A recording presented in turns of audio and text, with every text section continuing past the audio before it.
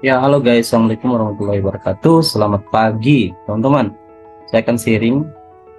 Ada banyak yang mengatakan bahwa untuk menjadi kaya kita harus mengumpulkan aset. Jadi aset sangat penting untuk eh, meningkatkan kekayaan kita semuanya. Tetapi aset itu punya aturan, aturan agar kita tetap kaya. Jadi kalau kita cuma kaya itu biasa, tapi untuk contoh ini adalah aset. Jadi aset itu sama seperti kalau kita menikah, kalau kita membeli barang sesuatu hal itu mudah. Membeli aset pun juga dianggap itu adalah sebuah mudah karena kita punya uang. Nah, tapi jadi pertanyaan ini saya contohkan sebagai aset. Mempertahankan itulah yang menjadi PR terbesar dalam keluarga. Banyak orang punya harta dalam bentuk aset non liquid seperti tanah, seperti bangunan. Nah, membelinya, membangunnya mudah pada saat orang tuanya masih hidup. Semua mudah dikontrol. Tapi untuk mempertahankan aset ini, itulah PR buat semua keluarga. Pekerjaan rumah buat kita semua. Nah, saya akan membuat satu simulasi. Jadi, ada 5 resiko yang membuat aset ini menjadi masalah dalam keluarga. Selama Kalau kita anggap selama orang tua masih hidup, kita anggap dalam kehidupan itu orang tua kita adalah raja, anak-anaknya adalah pangeran. Nah, selama rajanya masih hidup, jadi raja ini masih bisa mengelola semua asetnya. Nah, tapi ada 5 resiko yang bisa terjadi dalam hidup orang, yaitu yang pertama adalah sakit. Sakit ini terbagi jadi 2, ada sakit kritis, ada sakit ringan. Kemudian yang kedua adalah cacat total, ya kan? Yang ketiga adalah kecelakaan. Yang keempat yaitu menjadi tua. Nah, yang kelima adalah meninggal. Nah, ada 3 resiko yang belum pasti terjadi, yaitu pertama sakit, kecelakaan, dan cacat. Ini masih bisa jadi, bisa iya bisa tidak. Tapi ada 2 resiko yang 100% pasti terjadi, yaitu menjadi tua dan meninggal. Nah, contoh selama pencari nafkah, selama rajanya masih hidup, dia masih bisa memegang asetnya. Nah, saya contohkan seperti ini. Kalau terjadi risiko sakit, ini asetnya masih aman, oke? Masih bisa dikelola, masih bisa dia kontrol. Kalau terjadi kecelakaan, dia masih bisa kontrol. Kalau terjadi cacat, dia masih bisa kontrol. Tapi ada 2 hal yang menjadi tidak bisa dia kontrol, yaitu pada saat dia sudah tua atau dia meninggal. Nah, kalau dia terjadi salah satu, kalau sudah terlalu tua, otomatis dia sudah tidak bisa mengontrol 100% karena sudah tua, ya pasti keluarga lain yang turun membantu. Apalagi kalau terjadi risiko meninggal. Kalau meninggal, aset tadi ini akan jatuh.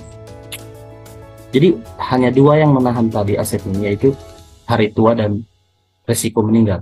Kalau salah satunya terjadi, yaitu meninggal akan terjadi, itu kan pasti terjadi, ini akan jatuh.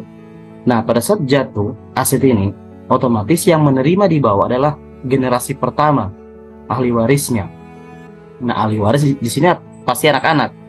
Nah, pertanyaannya, kalau dia memiliki 5 anak, kalau contoh aset ini bernilai 10 miliar, berarti setiap anak berhak, contoh kita bagi sama saja 2M, ya kan? Jadi 2 miliar setiap anak. Nah, berarti secara tidak langsung lebih kaya orang tuanya daripada anaknya. Sementara yang benar adalah harusnya anak lebih kaya. Oke. Oke. Nah, jadi teman-teman, ini aset ini sebenarnya pada saat jatuh kepada anak-anak dalam bentuk non liquid, contoh dalam bentuk tanah 1 hektar atau rumah bangunan.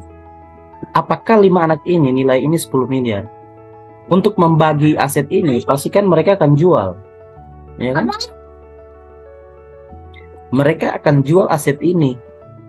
Nah, untuk mempertahankan keluarga tetap kaya di masa depan, ini jangan dijual. Aset ini kalau boleh ini dimanfaatkan. Jadi turun temurun aset ini tidak habis, aset ini tidak hilang karena sifat aset apalagi tanah itu tidak pernah dia turun harganya, dia selalu naik terus menerus. Apalagi dalam 10 tahun ke depan, 20 tahun ke depan, 30 tahun ke depan, tanah tidak pernah turun. Nah, sebenarnya tugas para ahli waris ini memanfaatkan aset ini, tidak boleh dijual seperti itu. Nah, tetapi kan mereka ini ahli waris ini membutuhkan dana juga. Mereka membutuhkan dana untuk mengelola aset ini. Nah, mereka membutuhkan modal atau dana cash atau dana liquid yang mudah dicairkan. Nah, solusinya apa? Kalau ini terjadi sebenarnya ada solusi paling paling mudah, paling gampang, yaitu si raja tadi ini atau pemilik aset ini harusnya semasa hidupnya dia sudah mempersiapkan itu. Jadi aset ini usahakan jangan pernah dijual turun temurun.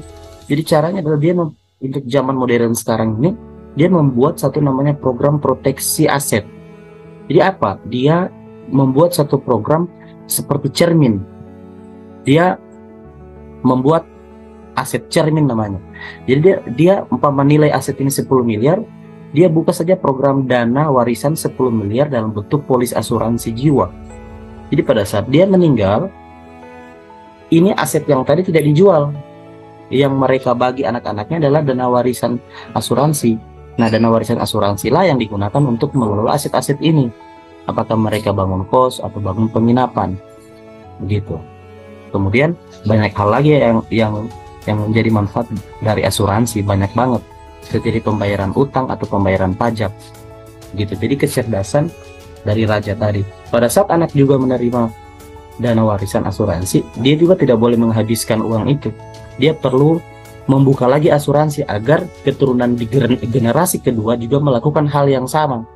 Jadi mereka pada saat menerima aset tadi ini pada mamanya atau orang tuanya, dia cucu-cucu ini tidak menjual aset ini karena mereka juga sudah punya dana safety, dana security dalam bentuk warisan asuransi, dalam bentuk dana tunai. Jadi aset ini dalam turun temurun tidak pernah terjual, hanya dimanfaatkan. Oke, itulah tips sukses dari saya. Semoga sukses. Assalamualaikum warahmatullahi wabarakatuh. Selamat pagi.